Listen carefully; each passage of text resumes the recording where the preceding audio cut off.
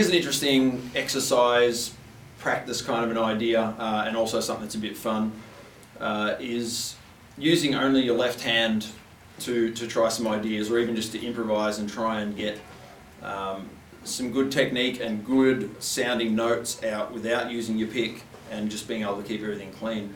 And the other thing you can time with this is just letting your hand go free and not worrying too much about scales and keys, which are fantastic. We do need them, but it also gets very confining at times when you're always thinking within, you know, those shapes. So, for example, as far as just improvising,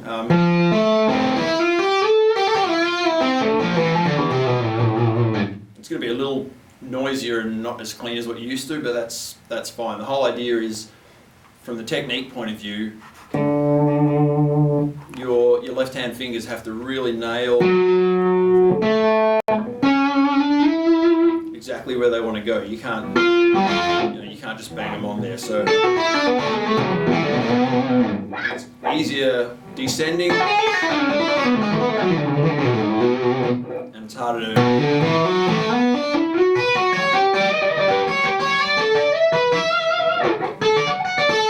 Arpeggios and those kind of things too, just being able to hammer the fingers on. With some of them it's not all that difficult, but when you change across the strings,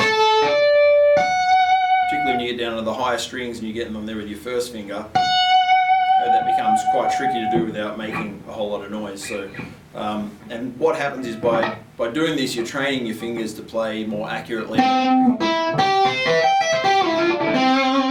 so that when you do introduce the pick again, you just know that your fingers are going exactly where they're supposed to go. And there's some kind of fun stuff you can do hammer-on wire. I seem to play around with this one a lot, which means it's probably just easy for me, so my hands keep going to it. But so this is just doing hammer-ons, and I'm just doing like a diagonal shape really. I'm not thinking key-wise or scale or anything. Just hammering on like that. Sounds kind of cool, and I'm actually not really doing anything at all. And even with that though, you're trying to just get that pretty clean, and as you move from one note to the next, the previous note obviously has to come off, and you're trying to have as little string noise as possible. Then you can run that across the strings in group of threes as well if you want to.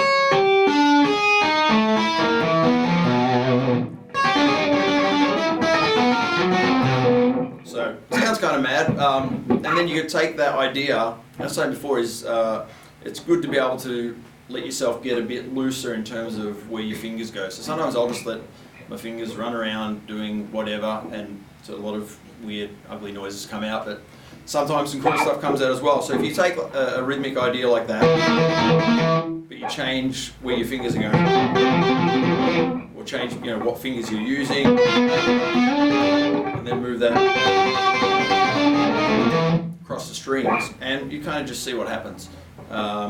And I'll do a similar thing with just random shapes and notes really. Usually best if you just don't look and you just go.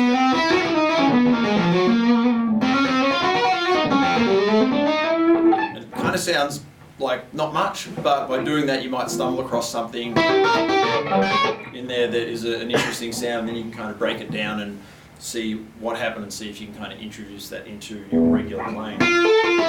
Usually I have to sit and probably do this for 3 hours and 2 bottles of wine before the good stuff comes out.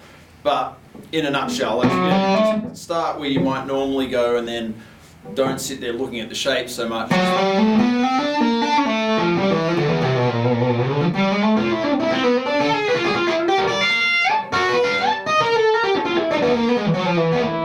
Yeah, you got to just do it, but it gets you out of your normal common shapes and things that you go to every time.